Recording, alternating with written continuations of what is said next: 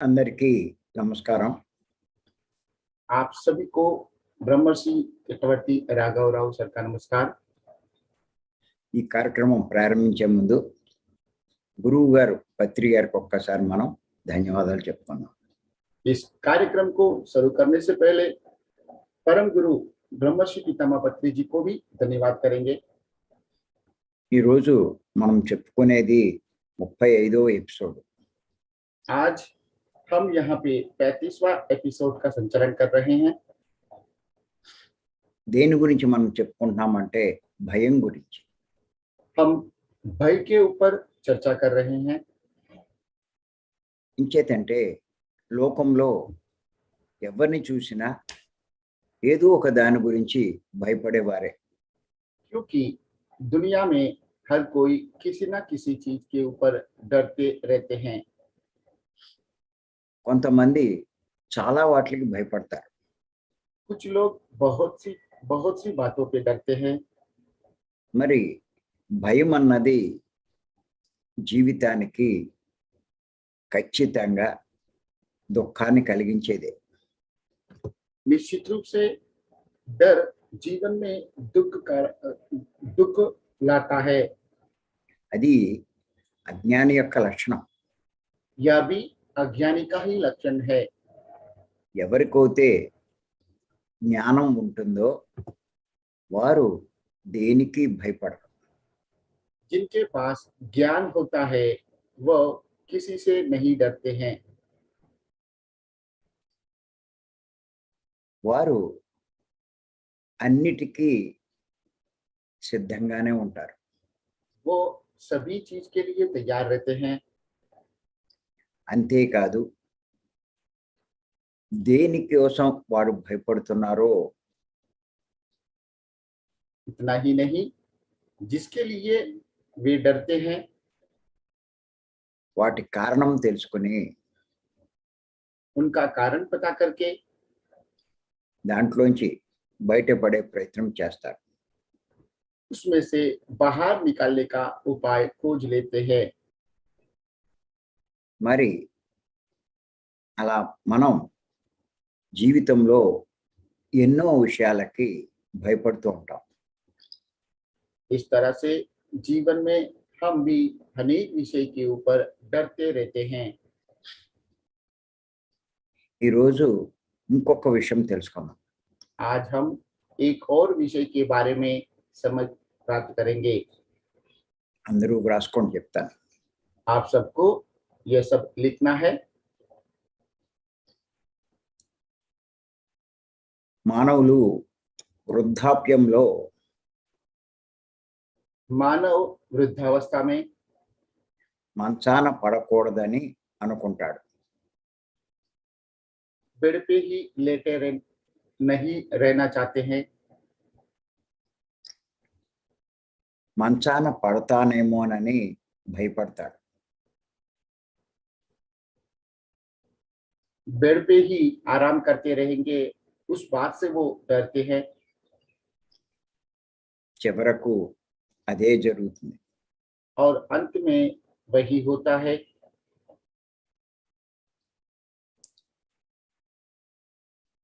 దేనికోసం భయపడతాడో అదే జరుగుతుంది.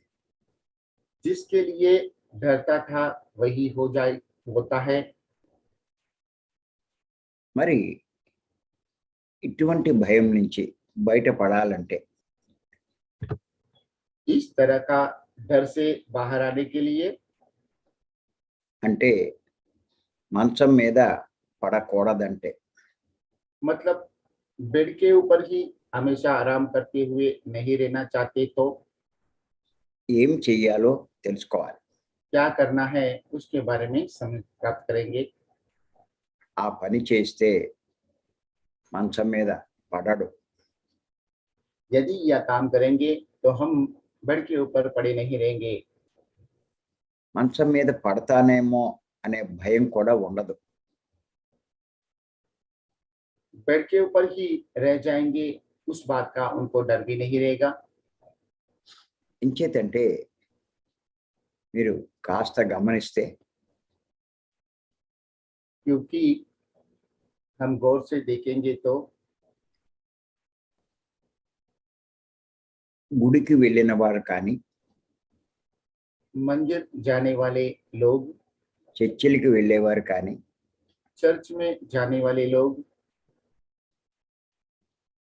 అలాగే మసీదులకు వెళ్ళేవారు కానీ, उसी तरह मस्जिद में जाने वाले लोग ఒక వయసు దాటిన తర్వాత एक उम्र के बाद ఏమని ప్రార్థిస్తారు అంటే, ऐसा प्रार्थना करते हैं कि నా జీవితం ఇలా సాగేటట్టుగా చూడు, मेरा जीवन इस तरह से चलता रहे, उसकी चिंता कीजिए। నేను మంచం మీద పడకుండా ఉండేటట్టు చూడు స్వామి. मेरा बाकी का जीवन बिस्तर पे ही ना निकल जाए, उसके लिए आप देखभाल कीजिए। నేను ఎవరితో చేయించుకోకుండా ఉండేటట్టు చూడు స్వామి. मेरे सभी काम किसी और से ना करवाने के लिए मैं अपने आप ही काम करूं, उसके लिए देखभाल कीजिए।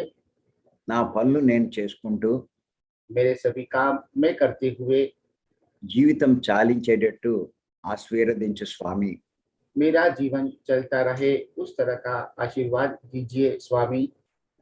అని ప్రార్థిస్తూ ఉంటారు. ऐसा प्रार्थना करते हैं। కానీ యవ్వనంలో ఉన్న వాళ్ళు ప్రార్థించే ప్రార్థన ఇంకో రకంగా ఉంటుంది. लेकिन जो जवानी में रहने वाले लोगों की प्रार्थना कुछ और रहता है।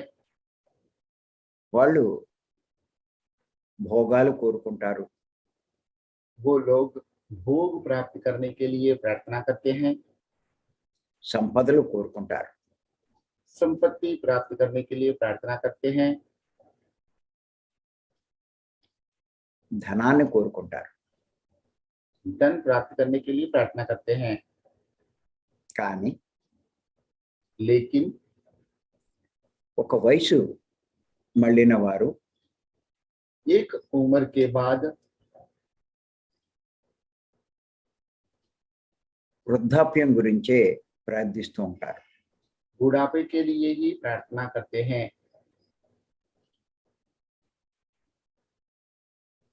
మరి ఇటువంటి స్థితి నుంచి బయటపడాలి అంటే इस तरह की स्थिति से बाहर आने के लिए భగవద్గీతలో भगवत गीता में శ్రీకృష్ణ భగవానుడు श्री कृष्ण भगवान ने 2వ అధ్యాయం 8వ శ్లోకంలో दूसरा अध्याय 8वां श्लोक में మనకి చెప్పడం జరిగింది. हमें बताए हैं, ఏం చేయాలో చెప్పడం జరిగింది. हमें क्या करना है उसके बारे में बताए हैं। ఆ శ్లోకం ఏమిటంటే, और वो श्लोक यह है, యదా సంహారితే ఛాయం కూర్మానుగో నీవ సర్వసః ఇంద్రాణి ఇంద్రియార్థేభ్యస్త ప్రజ్ఞ ప్రతిష్ఠిత. ఇది శ్లోకం. దీని యొక్క తాత్పర్యం ఏమిటి అంటే, इस श्लोक का तात्पर्य यह है, తాబేలు తన అవయవాలను कछुआ अपने अंगों को అన్ని వైపుల నుంచి ఏ విధంగా లోపలకు ముడుచుకుంటుందో सभी तरफ से जिस तरह से अंदर सिकोड़ लेता है, అలాగే उसी तरह మానవుడు मानव भी తన ఇంద్రియాలను अपने इंद्रियों को అంతర్ముఖం చేసుకున్నప్పుడు अंतर्मुखी बना लेते हैं, వాటి శక్తి స్థిరంగా ఉంటుంది. उनका शक्ति स्थिर हो जाता है। మరొక్కసారి చెప్తున్నాను తాత్పర్యం. फिर से पुनरावर्तन किया जा रहा है, తాబేలు తన అవయవాలను कछुआ अपने सभी अंगों को అన్ని వైపుల నుంచి ఏ విధంగా లోపలికి ముడుచుకుంటుందో सभी ओर से जिस तरह से अंदर सिकोड़ लेता है, అలాగే మానవుడు తన ఇంద్రియాలను उसी तरह से मानव अपने इंद्रियों को అంతర్ముఖం చేసుకున్నప్పుడు अंतर्मुख बना लेता है, तब వాటి శక్తి స్థిరంగా ఉంటుంది. उनका शक्ति स्थिर हो जाता है. భగవద్గీతలో ఇది చాలా చాలా ముఖ్యమైన శ్లోకం. भगवत गीता का यह बहुत अति आवश्यक श्लोक है. ప్రతి ఒక్క మానవుడు सभी मानव వృద్ధాప్యంలోనికి వెళ్ళవలసిందే. बुढ़ापे में जाना ही होता है. ఆ వృద్ధాప్య బాధలు అనుభవించవలసిందే. बुढ़ापे के तकलीफों को सहन करना ही होता है. కానీ ఆ బాధలు అనుభవించకుండా ఉండాలి అంటే लेकिन यह सभी तकलीफ अनुभव ना करते हुए रहने के लिए శ్రీకృష్ణుల వారు చెప్పినటువంటి ఈ విషయం ప్రతి ఒక్కరూ పాటించాలి. श्री कृष्ण भगवान ने जो बताया है, इस विषय को सभी को पालन करना है. ఇంచేతంటే తాబేలు ఏం చేస్తుంది అంటే क्योंकि कछुआ ऐसा करता है, తన కాళ్ళను లోపలికి ముడుచుకుంటుంది. अपने सभी पैरों को अंदर की ओर ले लेता है, తలను కాళ్ళను అన్నిటినీ లోపలికి ముడుచుకుంటుంది. अपना सर और अपने पैरों को अपने शरीर के ढांचे के अंदर ले लेता है. అంటే వాటికి విశ్రాంతిని ఇస్తుంది. मतलब उनके अंगों को आराम देता है. అలా ఎప్పుడైతే వాటికి విశ్రాంతిని ఇస్తుందో उस तरह से जब उन अंगों को आराम देता है, వాటి శక్తి పెరుగుతుంది. उनका शक्ति बढ़ता है.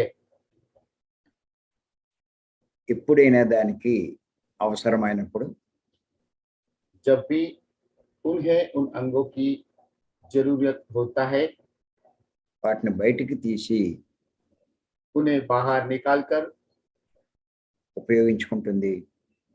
उपयोग में लेता है. వడివడిగా నడుస్తుంది. फिर धीमे धीमे से चलता है.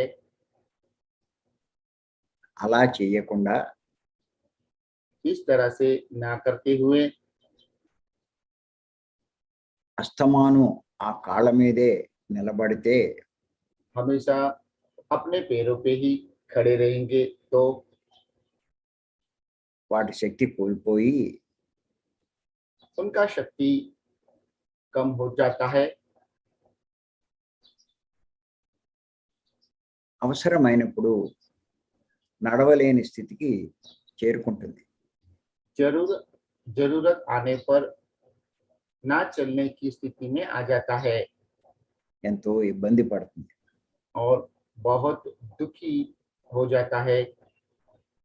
అందుచేత తాబేలుకు ఈ విషయం తెలుసు. इसलिए कछुए को यह बात पता है.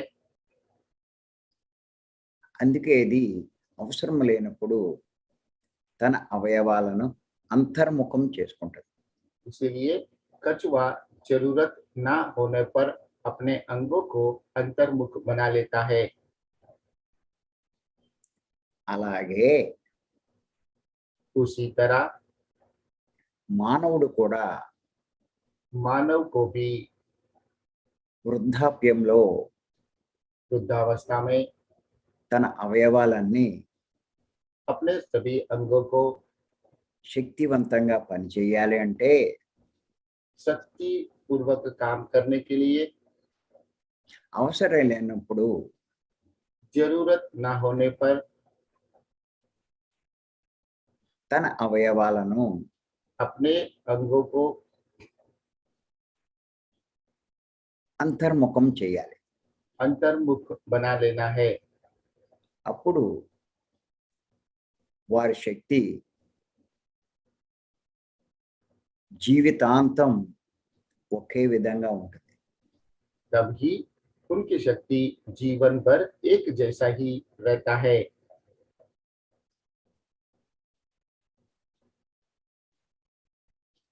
మానవునకు ఎంతకాలం జీవించాలో मानवों को जितने समय तक जीवन जीना है అంత జీవితం కేటాయించబడుతుంది. उतना जीवन उनको दिया जाता है। 80 సంవత్సరాలు కానీ 90 సంవత్సరాలు కానీ 80 साल भी हो सकता है, 90 साल भी हो सकता है। వారు నిర్ణయించుకున్న దాన్ని బట్టి అది ఆధారపడి ఉంటుంది. वो जितना निर्धारित करते हैं उनके ऊपर ही वो आधारित होता है। అంచేత యవ్వనంలో తన ఇంద్రియాలను పొదుపుగా వాడుకోవాలి. इसीलिए जवानी में अपने इंद्रियों को कर कसर करते हुए आवश्यक होने जितना ही उपयोग में लेना है।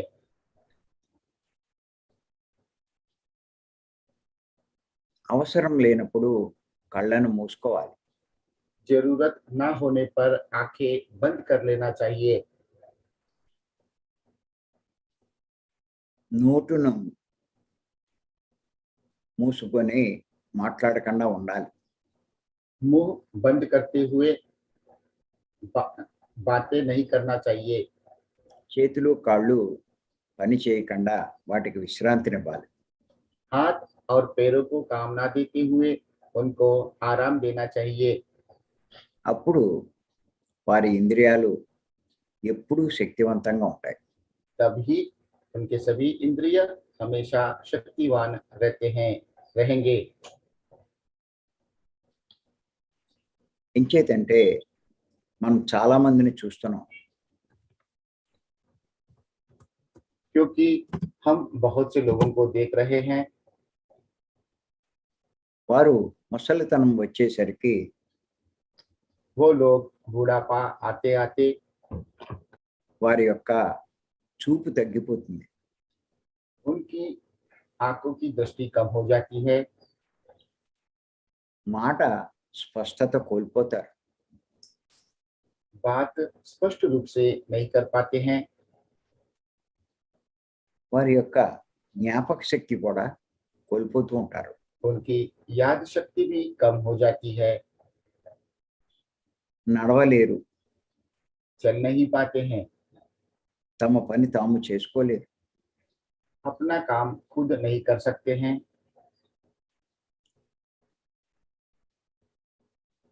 తమ వారి మీద ఆధారపడవలసి వస్తుంది.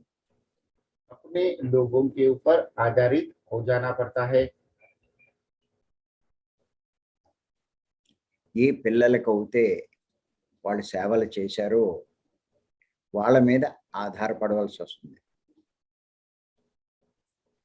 अपने बच्चों का उन्होंने सेवा किया था, अब उनके ऊपर आधारित होना पड़ता है।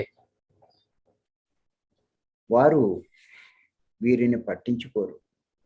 और वो बच्चे उनको नहीं देखते हैं, అప్పుడు చాలా నరకాన్ని అనుభవిస్తారు. तब वो नरक यातना का अनुभव करते हैं।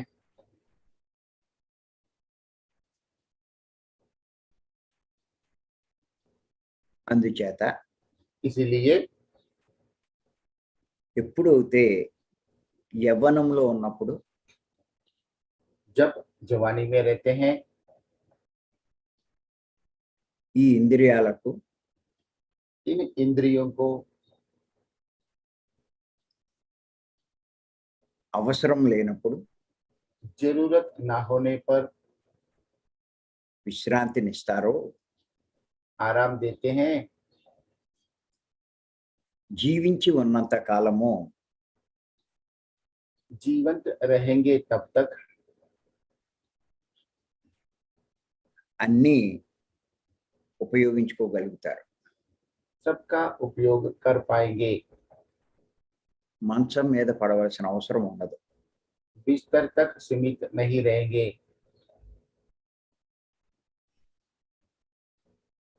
ఎవరితోటి చేయించుకోవాల్సిన అవసరం రాదు. किसी से भी अपने काम ना करवाने की आवश्यकता नहीं रहेगा।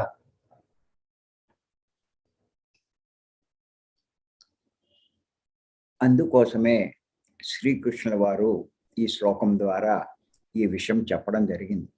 इसीलिए उसने भगवत गीता के द्वारा यह बात बताया है। మీరు చూడండి, ఎవరైనా తన పనులు తాను చేసుకుంటూ చనిపోతే हम देख सकते हैं जो लोग अपने सभी काम खुद करते हुए उनकी यदि मृत्यु होता है, అందరూ వాణ్ణి అదృష్టవంతుడురా అంటారు. सब लोग उसे भाग्यवान समझते हैं, कहते हैं। అలాంటి స్థితి మనకి ఎప్పుడు వస్తుంది అంటే उस तरह की स्थिति हमें तब आता है అవసరం లేనప్పుడు, మన ఇంద్రియాలకు విశ్రాంతినిచ్చినప్పుడు.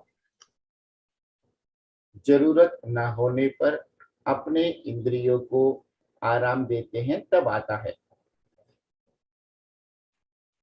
మీరు అనుకోవచ్చు, మన ఇంద్రియాలకు విశ్రాంతిని మనం ఎలా ఇస్తాము? आपके मन में यह संदेह आता होगा कि हम अपने इंद्रियों को कब देंगे, आराम कब देंगे। మరి ఆ మార్గమే బ్రహ్మర్షి పత్రి గారు మనకు అందించారు. ब्रह्मर्षि पत्री जी ने भी हमें वही मार्ग दिया है। అదే శ్వాస మీద ధ్యాస, ధ్యానం. वही श्वास के ऊपर ध्यान केंद्रित करने वाली साधना। ఈ శ్వాస మీద ధ్యాస ఉంచినప్పుడు जब हम श्वास के ऊपर ध्यान केंद्रित करते हैं, మన బాహ్యేంద్రియాలు ఏమీ పనిచేయవు. हमारे बाह्य इंद्रिय काम नहीं करते हैं। అంటే కళ్ళు కానీ, मतलब आंखें, నోరు కానీ, मुंह, శరీరం కానీ, शरीर, చేతులు కానీ, हाथ, కాళ్ళు కానీ पैर ఏదీ పనిచేయదు. कुछ भी काम नहीं करता है। అంతేకాదు, उतना ही అంతర ఇంద్రియమైనటువంటి उतना ही नहीं, अंतर इंद्रिय भी, అంటే మనసు కానీ, मतलब मन भी పనిచేయదు. काम नहीं करता है। అంటే ధ్యానంలో మనం మనసుకు కూడా విశ్రాంతిని ఇవ్వగలుగుతాం. मतलब ध्यान में हम मन को भी आराम देते हैं। ఇది శ్వాస మీద ధ్యాస ఉంచినప్పుడే ఆ పని చేయగలం. ये जब हम श्वास के ऊपर ध्यान केंद्रित करते हैं तभी ये काम कर पाएंगे। అంచేత इसीलिए ఎప్పుడు ఖాళీ దొరికినా जब भी खाली समय मिलता है, కళ్ళు మూసుకుని आंखें बंद करते हुए శ్వాస మీద ధ్యాస ఉంచాలి. श्वास के ऊपर ध्यान केंद्रित करना है। మన సమస్త ఇంద్రియాలకు విశ్రాంతిని ఇవ్వాలి. हमारे सभी इंद्रियों को आराम देना है। వాటిని ఎప్పుడు శక్తివంతంగా ఉంచాలి. उन्हें हमेशा शक्तिमय बना के रखना है। కానీ ప్రస్తుతం గైడింగ్ మెడిటేషన్ ఎక్కువ చేస్తున్నారు. लेकिन प्रस्तुत समय में गाइडेड मेडिटेशन ज्यादा किया जा रहा है। ఈ గైడింగ్ మెడిటేషన్లో కళ్ళు మూస్తారు కానీ మనసు ముయ్యరు. गाइडिंग मेडिटेशन में आंखें बंद करते हैं लेकिन मन बंद नहीं करते हैं। మనసు పనిచేస్తూనే ఉంటుంది. मन काम करते ही रहता है। మనసుకు విశ్రాంతిని ఇవ్వరు. मन को आराम नहीं देते हैं। అంచేత इसीलिए సమస్త ఇంద్రియాలకు విశ్రాంతిని ఇవ్వకపోవడం వల్ల सभी इंद्रियों को आराम ना देने की वजह से భవిష్యత్తులో నష్టపోవడం జరుగుతుంది. भविष्य में नुकसान हो सकता है। చేత इसीलिए పత్రి గారు చెప్పినటువంటి पत्री जी ने जो बताया है, శ్వాస మీద ధ్యాస ఉంచితే श्वास के ऊपर ध्यान केंद्रित करेंगे तो వయసు పెరగచ్చు కానీ उम्र बढ़ सकता है, लेकिन ఇంద్రియాల శక్తి యథావిధిగా ఉంటుంది. इंद्रिय का शक्ति ऐसे ही रह जाता है। వారి పనులు వారు చేసుకోగలుగుతారు. उनके सभी अपने काम वो खुद कर सकते हैं। చూపు తగ్గదు, आंखों की दृष्टि कम नहीं होगी, ఆలోచన శక్తి తగ్గదు, विचार शक्ति कम नहीं होगा, మాట స్పష్టత కోల్పోరు, बात स्पष्ट रूप से कर पाएंगे, చేతులు కాళ్ళు యథావిధిగా పనిచేస్తాయి. हाथ और पैर हमेशा की जैसे काम करेंगे, తన పనులు తాను చేసుకుంటూ శరీరాన్ని వదిలేస్తారు. अपने सभी काम खुद करते हुए शरीर को छोड़ देते हैं। అందుచేత इसीलिए ఎవరైతే శ్వాస మీద ధ్యాస ఉంచుతారో जो लोग श्वास के ऊपर ध्यान केंद्रित करते हैं, వృద్ధాప్యంలో बुढ़ापे में మంచం మీద పడతామనే భయం ఉండదు. बेड के ऊपर ही रह जाएंगे, इस बात का डर नहीं रहेगा। జీవించి ఉన్నప్పుడు అన్నిటినీ బాగా ఉపయోగించుకోగలుగుతారు. जब तक जीवन जीते रहते हैं तब तक सभी को सही तरह से उपयोग में ले सकते हैं। మరణించే సమయంలో కూడా అన్ని పని చేస్తూ శరీరాన్ని వదులుతారు. जब तक मृत्यु होता है उससे पहले तक अपने सभी काम खुद ही कर लेते हैं। అందుకే పత్రి గారు ఏమంటారంటే इसीलिए पत्री जी ऐसा बोलते हैं, 5 నిమిషాలు ఖాళీ దొరికితే 5 నిమిషాలు కళ్ళు మూసుకుని శ్వాస మీద ధ్యాస ఉంచమంటారు. यदि 5 मिनट भी हमें खाली समय मिलता है, आंखें बंद करके श्वास को महसूस करते रहने के लिए कहते हैं। 15 నిమిషాలు ఖాళీ వస్తే 15 నిమిషాలు శ్వాస మీద ధ్యాస ఉంచమంటారు. 15 मिनट का समय भी यदि मिलता है तो 15 मिनट तक श्वास के ऊपर ध्यान केंद्रित करते हुए ध्यान करने के लिए कहते हैं। ఆయన ఇంకా ఏమంటారంటే और आगे वो ये बोलते हैं, నువ్వు బస్సులో ప్రయాణిస్తున్నావు, यदि आप बस में यात्रा कर रहे हो, ఇంకా గంట టైం ఉంది, 1 घंटे तक आपको यात्रा करना है, హాయిగా కళ్ళు మూసుకుని శ్వాస మీద ధ్యాస ఉంచమంటారు. आराम से आंखें बंद करके श्वास के ऊपर ध्यान केंद्रित करने के लिए कहते हैं।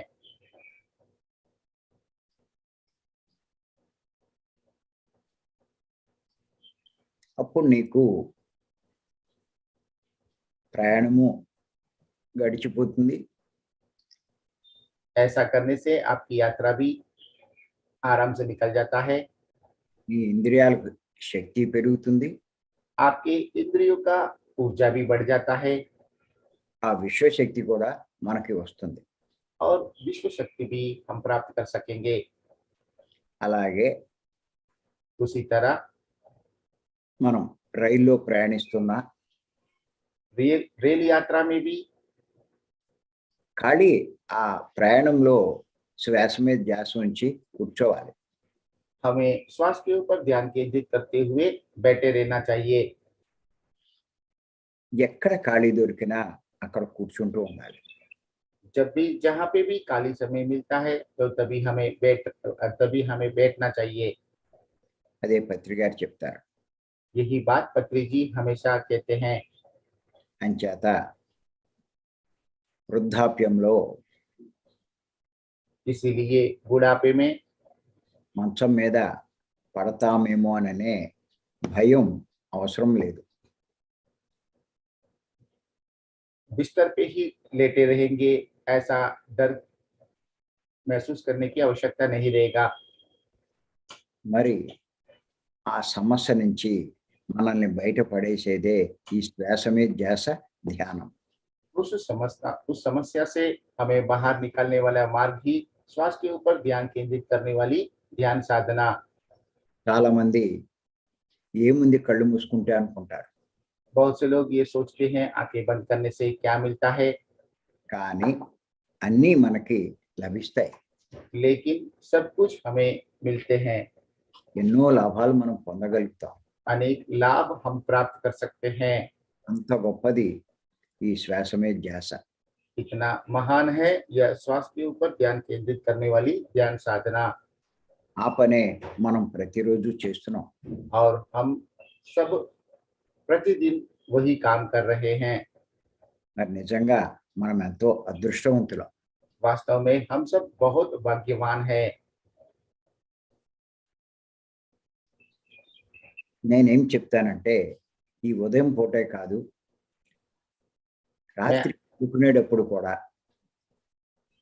ఈ ధ్యానం చేసి నిద్ర వస్తే అప్పుడు పడుకోవాలి. मेरा आप सब लोगों को यह सुझाव है, सुबह का यह सेशन ही नहीं, रात को भी सोने से पहले ध्यान करके ही सोना है। అప్పుడు మీరు యోగ నిద్రలోకి వెళ్తారు. तभी आप योग निद्रा में जा पाएंगे, అంటే గాఢ నిద్రలోకి వెళ్ళగలుగుతారు. मतलब गाढ़ निद्रा में आप सो सकोगे। అంచేత ఈ ధ్యానాన్ని బాగా ఆచరిద్దాం. इसलिए इस ध्यान विधान का आचरण सही तरह से करेंगे, జీవితంలో ఎన్నో లాభాలు పొందుదాం. जीवन में अनेक लाभ पाएंगे। ఈ అవకాశం ఇచ్చిన మీ అందరికీ నా యొక్క ధన్యవాదాలు. यह मौका देने के लिए आप सभी को मेरा धन्यवाद। Thank you, thank you. धन्यवाद, धन्यवाद, धन्यवाद। Thank you sir. आज का सेशन भी एक महत्वपूर्ण विषय के ऊपर गुरुजी ने हमें बताया है। हमें जवानी में हमारे शरीर के सभी अंगों को जरूरत होने पर ही जितना आवश्यक है उतना ही उनका उपयोग करना है, ताकि बुढ़ापे में हमें उनकी ऊर्जा बचा करके हमें उपयोग कर सकते हैं और हमारा मृत्यु होने तक हमारे सभी काम हम अपने तरफ से आराम से कर पाएंगे। धन्यवाद सर। बात बहुत सिंपल और सरल है, लेकिन आपके बताने का तरीका हमारे दिल को छू जाता है और उसे आचरण करने की हमें प्रेरणा मिलता है।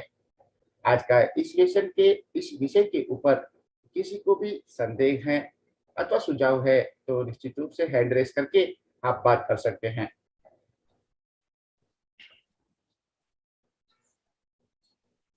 बातें करने के लिए రేణు మేడం ఉన్నారు చూడు. Yes sir. नमस्ते रीनू जी, अपने आप को अनम्यूट करेंगे। Yes sir. वीडियो ऑन कर सकते हैं मैम। हाँ, बीच तो में आज का विषय भी बहुत ही इंटरेस्टिंग था कि ये बात सर ने बिल्कुल सही बोली कि मतलब 47-50 तक आते आते सबको ये डर लगने लगता है कि बुढ़ापे में हमारा क्या होगा, बच्चे सेवा करेंगे कि नहीं करेंगे और हम बेड पे ऐसे ही रह जाएंगे। ये एक बहुत बड़ा डर होता है। तो इसके लिए जो सर ने बताया कि इंद्रियों का उपयोग तभी करना है जब उनकी आवश्यकता हो, कम से कम उपयोग करना है। आज का मेन तो थीम यही था और उसके लिए हमें वही श्वासों पर ध्यान केंद्रित करने वाली साधना करनी है, जिससे कि हम भविष्य के लिए उन इंद्रियों को बचा के रख सके कि वो मजबूत रहें। चिरंजीवी सर प्लीज बताइए। Yes ma'am. సార్ ఈ రోజు విషయం కూడా చాలా అద్భుతంగా మీరు చెప్పారు। సాధారణంగా మనకు ఈ విషయం కొంతమందికి అర్థమయ్యి ఉండొచ్చు, లేకపోవచ్చు, కానీ మీరు చెప్పే విధానం వల్ల అది మాకు చాలా బాగా అర్థమవుతుంది। జీవితం అంతా కూడా అవసరం ఉన్నంత వరకే మన ఇంద్రియాలను ఉపయోగించుకొని వాటి శక్తిని మనము ఒకవేళ పొదుపు చేసుకుంటే వృద్ధాప్యంలో దాన్ని వాడుకుంటూ మృత్యు వచ్చేంత వరకు మన పనులన్నీ మనం చేసుకుంటూ మంచం మీద ఉండే అవసరం రాకుండా మనం జీవించగలము అనే విషయాన్ని మీరు చెప్పారు అని చెప్తున్నారు సార్. इसमें सर मुझे एक चीज भी ऐड करनी थी, जैसे इधर हमारे यहाँ नॉर्थ में तो बहुत होता है कि जो भी सीनियर सिटीजन होते हैं तो उनको ये जो डर लगने लग जाता है कि बच्चे हमारी सेवा करेंगे कि नहीं, तो मतलब वो पहले ही ऐसा विचार लाने लगते हैं कि सेवा होनी चाहिए। तो जैसे मैं भी कहती हूँ जो मेरे पेरेंट्स हैं या मेरे इन लॉज हैं कि आप ऐसा सोचते क्यों कि आपको सेवा करवानी पड़ेगी। तो ये जो एक विचार है कि हमारी सेवा अच्छी होनी चाहिए, ये भी एक विचार रहता है, तो वो भी मैनिफेस्ट करता है कि आप फिर सेवा करवाने जैसे हो जाते, तो वो भी नहीं आना चाहिए, मतलब ऐसा नहीं सोचना चाहिए। ये मेरी तरफ से है। तो ध्यान करते हैं तो ऐसे विचार भी नहीं आते, ध्यान का एक ये भी फायदा है। Chiranjeevi sir. Yes sir, yes ma'am.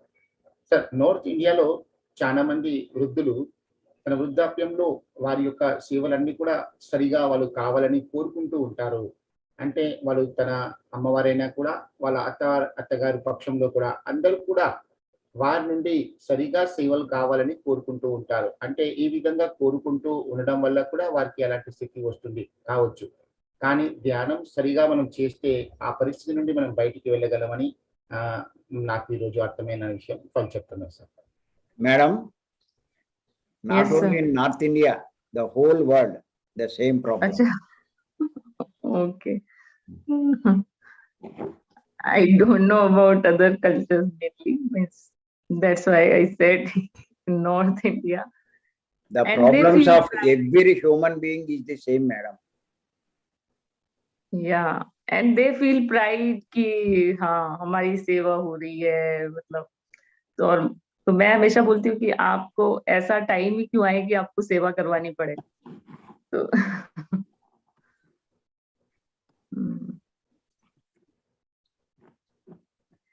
మరేమంటున్నారంటే మనం అలాంటి పనులే ఎందుకు చేయాలి, మనకు వేరే వాళ్ళు సేవ చేయాల సేవ చేసే అవకాశం వచ్చే అలాంటి పనులు మనం చేయకూడదని చెప్తున్నారు సార్. Correct. आपने सही कहा मैम. Yes sir. तो सर आज का विषय भी बहुत अच्छा था, थैंक यू सो मच. आप हर विषय को किस तरह से लाके ध्यान से जोड़ते हैं और तो लॉजिकल माइंड बिल्कुल सेटिस्फाई हो जाता है. That is very interesting thing.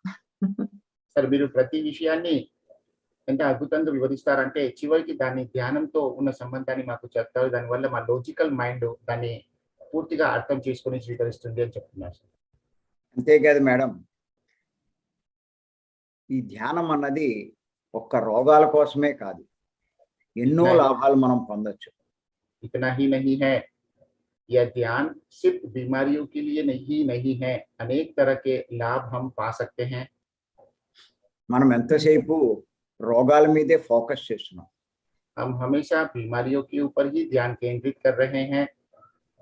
మరి నిజంగా రోగాల మీదే కోసమే ధ్యానం అనుకునే వాళ్ళు మూర్ఖులు.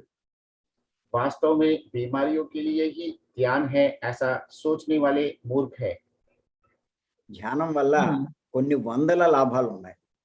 ध्यान की वजह से ध्यान से सैकड़ों लाभ हम पा सकते हैं. మనం అవన్నీ తెలుసుకోవాలి. हमें ये सब जानने की आवश्यकता है. దాన్ని దృష్టిలో పెట్టుకుని ధ్యానానికి ప్రాముఖ్యం ఇవ్వాలి. इन सभी बातों को ध्यान में रखते हुए ध्यान को प्रामुख्यता देने की जरूरत है. ఇవన్నీ మనం తెలుసుకుంటే ధ్యానాన్ని మనం వదలం. इन सभी बातों को यदि हम जान पाएंगे तो ध्यान को कभी नहीं छोड़ेंगे. ఎవరైతే రోగాల కోసం ధ్యానం చేస్తారో जो लोग रोगों बीमारियों के लिए ध्यान करते हैं, రోగం తగ్గగానే ధ్యానం మానేస్తారు. बीमारी कम होते ही ध्यान को भी बंद कर देते हैं. కానీ ఇన్ని లాభాలు తెలుసుకున్నప్పుడు लेकिन इतने तरह के लाभ के बारे में जब पता चलता है, వారు ధ్యానాన్ని చాలా శ్రద్ధగా చేస్తారు. वे लोग ध्यान को श्रद्धा पूर्वक करते हैं.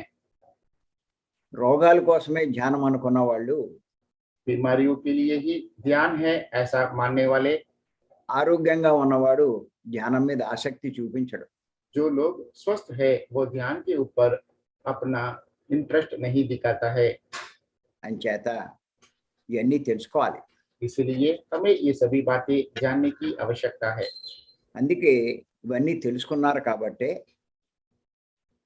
इसलिए यह सभी बातें हम जान चुके हैं, इसीलिए మన జూమ్లో ఉన్న వాళ్ళంతా 4 గంటలకల్లా జాయిన్ అవుతున్నారు. इस जूम में उपस्थित है ऐसा सभी लोग 4 बजे ही ध्यान में आ जाते हैं।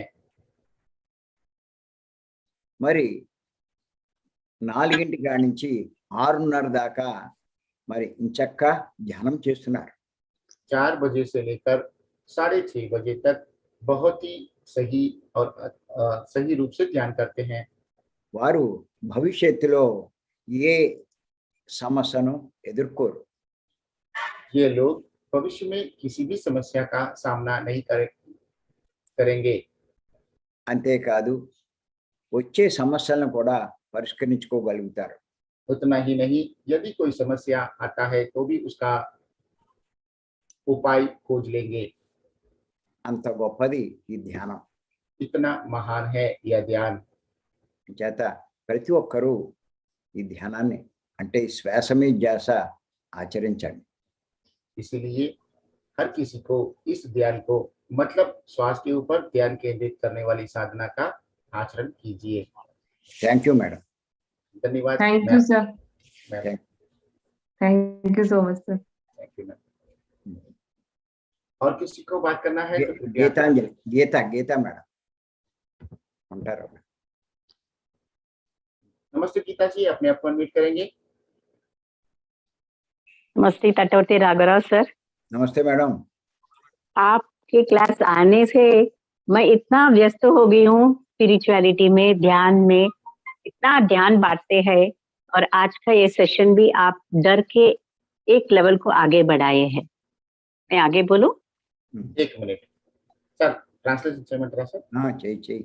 సార్, మీ సెషన్ వల్ల నేను రోజంతా బిజీ అయిపోతున్నాను. ప్రతిరోజు ఏదైనా ఒక విషయాన్ని చెప్తూనే ఉంటారు. మరి ఈ రోజు భయం విషయంలో ఒక వేరే విషయాన్ని ఒక మెట్టు అంటే ఒక మెట్టు ఎక్కించే విధంగా మీరు ఒక విషయాన్ని చెప్పారు అని చెప్తున్నారు. Madam, yes sir. ఈ రోజు టాపిక్ మీకు సంబంధించిందే. आज का यह टॉपिक आपके लिए आपके संबंधित ही है। हाँ सर, मुझे मालूम पड़ गया। मैं उसी ओर पे जा रही हूँ। मैं सीनियर सिटीजन हो गई हूँ और बुढ़ापा की तरफ ही जा रही हूँ। बहुत अच्छा सेशन, बहुत ही अच्छा था और मैं खुद जान गई और दूसरों को भी ये बात बताऊंगी। जो कुछ आपने आज बताए, मैं सभी फैमिली मेंबर्स जो कोई बुढ़ापे के आगे तरफ जाते हैं उनको सभी को ये बताऊंगी। मालूम कंटिन्यू। చెప్పు. ఈ మాటలు నాకు అర్థమైంది సార్. ఈ విషయం నాకే కాదు, నా మిత్రులందరికీ, మరి ఇంకా ఎవరైతే సీనియర్ సిటిజన్ అవుతున్నారో, వృద్ధాప్యంలోకి వస్తున్నారో వారందరికీ కూడా ఈ విషయాలు చెప్పి వారందరినీ కూడా ధ్యానంలోకి తీసుకొచ్చే ప్రయత్నం నేను చేస్తానని చెప్తున్నారు సార్.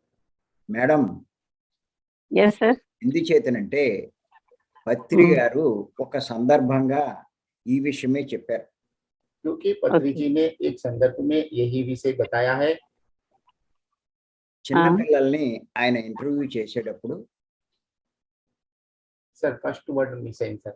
చిన్న పిల్లలు जी, छोटे बच्चों का इंट्रोड्यूस करने से पहले ఒక కుర్రవాడు అడిగాడు, एक बच्चे ने पूछा है, నాకు ఇప్పుడు ఎంతో ఆరోగ్యంగా ఉంది, मैं अभी बहुत स्वस्थ हूँ,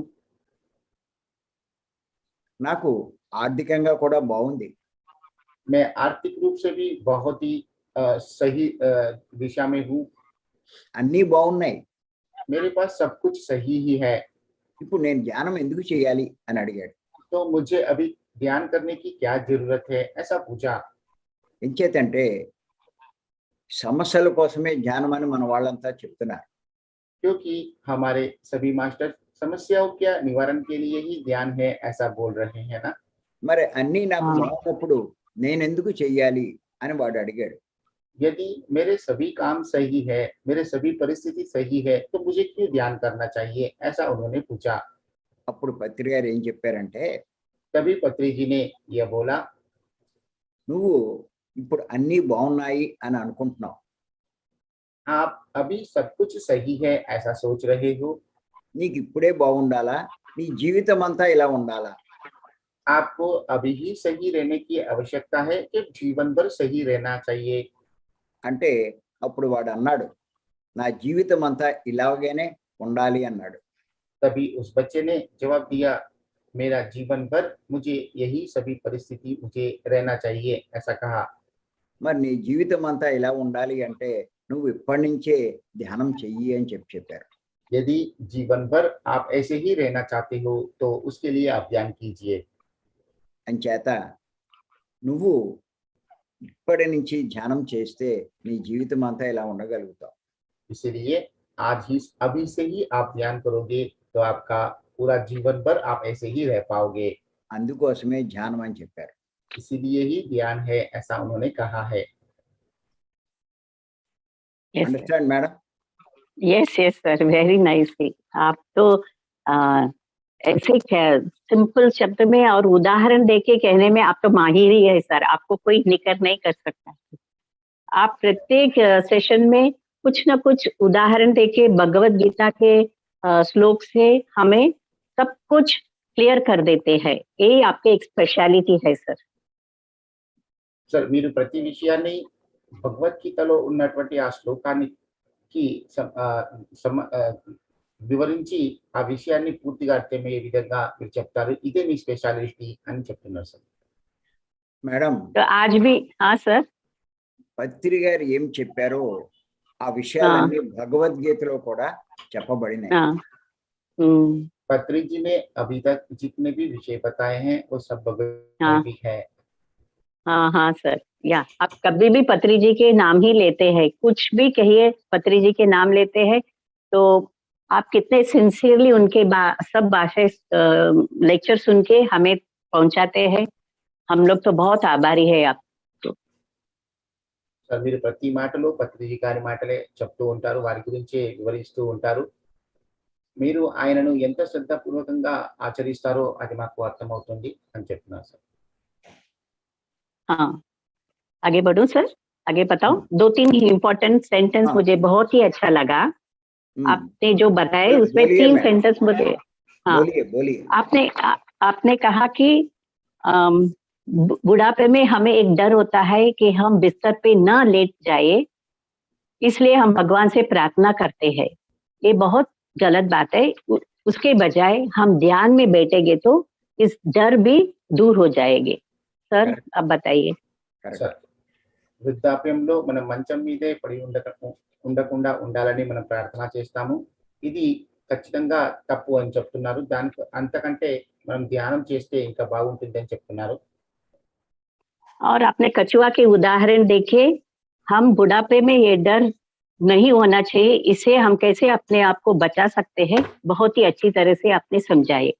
వృద్ధాప్యంలో వచ్చే ఈ బాధలు మనం అనుభవించకుండా ఉండాలనే మీరు ఒక తాంబేలు యొక్క ఉదాహరణ నాకు చెప్పి స్పష్టంగా మాకు అర్థమయ్యే విధంగా మీరు చెప్పారని చెప్తున్నారు. वो यही है कि अपनी इंद्रियों को ज्यादा से ज्यादा काम नहीं देना चाहिए, उसको कंट्रोल में रखे, ध्यान में आएंगे तो मन शरीर सबको हम शक्ति ऊर्जा बढ़ा सकते हैं। మన ఇంద్రియాలను అవసరం ఉన్నంత వరకే వాడుకొని వాటిని మనం పొదుపు చేసుకుంటే మరి ధ్యానం చేస్తే వాటి శక్తిని మనం పెంచవచ్చు అనే విషయం నాకు అర్థమైంది చెప్తున్నారు సార్. इसलिए जवानी में अपने इंद्रियों को कम यूज करना चाहिए, जरूरत से ज्यादा उपयोग में नहीं लाना चाहिए। అందుకనే యవ్వనంలో మన ఇంద్రియాలను అవసరం ఉన్నంత వరకే వాడుకొని అవసరం లేనప్పుడు వాటికి విశ్రాంతిని ఇవ్వాలని చెప్తున్నారు సార్. तो वो सब ऊर्जा और शक्ति बुढ़ापे में काम आएंगे। ఆ మిగిలిన పొదుపు చేసుకున్నటువంటి శక్తి వృద్ధాప్యంలో అవసరం వస్తుందని చెప్తున్నారు. हम अपने बच्चे के ऊपर भी निर्भर नहीं रहना पड़ेगा। మనము మన పిల్లవాళ్ళపై ఆధారపడి ఉండకుండా ఉండగలుగుతున్నామని చెప్తున్నారు. और अंत में आपने पत्री जी के उदाहरण देके बताए कि पत्री जी के मार्ग दिखाए हुए श्वासमेव ध्यासा, उसी पे चलेंगे तो हम अपने मन के सभी इंद्रियों के बाहरी इंद्रियों सभी को हम बचा के ऊर्जा बढ़ा के अपना शक्ति को भी बढ़ा सकते हैं। చివరిలో మీరు పత్రిజీ గారి యొక్క శ్వాస మీద ధ్యాస అనే ఈ ధ్యాన సాధనాన్ని చెప్పి ఈ ఈ ధ్యానం వల్ల మన ఇంద్రియాలన్నిటినీ అంతర్ముఖంగా చేసుకొని వాటి యొక్క శక్తిని మనం పొదుపు చేసుకోగలమనే విషయాన్ని మీరు చెప్పారు అని చెప్తున్నారు సార్. ये विषय मुझे पता ही नहीं था सर कि हम मन इंद्रियों को कंट्रोल करके बाहरी इंद्रियों और मन को भी शक्ति और ऊर्जा बढ़ा सकते हैं। ये बात मुझे ही मालूम था। సార్ ధ్యానం వల్ల మన ఇంద్రియాలన్నిటినీ అంతర్ముఖం చేసుకుంటాము, మనస్సును కూడా అదుపులో పెట్టుకుంటామనే విషయం నాకు ఇంతవరకు తెలియదు, ఈ రోజు నాకు తెలిసింది అని చెప్తున్నాను సార్. ध्यान में मन को आराम मिलता है, ये बात आपने बहुत ही अच्छी तरह से समझाई। ధ్యానం వల్ల మనసుకు విశ్రాంతి కలుగుతున్న విషయం మీరు చెప్పారు. और गाइडिंग मेडिटेशन से मन विचलित ही होएगा, इसलिए शब्द ध्यान करना चाहिए। గైడెడ్ మెడిటేషన్ లో మనసుకు విశ్రాంతి కలగదు కాబట్టి సైలెంట్ మెడిటేషన్ చేయాలి. आगे ये भी बताए कि बस ट्रेन में जाएंगे, सफर करेंगे, तभी भी हम ध्यान में रहने के लिए ही सोचना चाहिए, दूसरों की बात या बाहर देख के कुछ मन को विचलित नहीं करना चाहिए। बहुत ही अच्छी बात बताई, आगे मैं ध्यान रखूंगी। మనము బస్సులో గాని రైల్లో గాని ప్రయాణం చేస్తున్నప్పుడు ధ్యానం చేస్తూ ప్రయాణం చేయాలి. ఇతరుల గురించి ఆలోచించకుండా ధ్యానంతో ఉంటే ఆ యాత్ర కూడా మనం వినియోగించుకోవచ్చు అని చెప్తున్నారు సార్. सर हम सब भाग्यवान है, आपके सेशन में आके बहुत कुछ ज्ञान पा गए हैं। మేమందరం కూడా భాగ్యవంతులము, మీ యొక్క ఈ సెషన్ లో వచ్చి మేమంతా ఈ లాభాన్ని పొందుతున్నామని చెప్తున్నారు సార్. मैं आज की बात मैं सभी वृद्धा लोगों को, बड़े बूढ़े लोगों को भी बताऊंगी, जो मेरे जैसे है सभी को बताऊंगी। धन्यवाद। ఈ రోజు నుండి నా వయసులో ఉన్న వారికి అందరికీ మరి ఇంకా ముసలి వాళ్ళందరికీ కూడా ఈ మాటలు చెప్తాను. మీకు ధన్యవాదాలు అని చెప్తున్నాను సార్. Thank you madam. धन्यवाद Thank you, पिताजी. क्लोज చేసి. ओके, तो अभी आज का इस सेशन को यहाँ पे हम समाप्त की घोषणा करते हैं। मिलते हैं कल सुबह की ब्रह्म मुहूर्त व गुरु जी का दिव्य संदेश के लिए। तब तक रजा लेंगे। धन्यवाद। Thank you, thank you, thank you.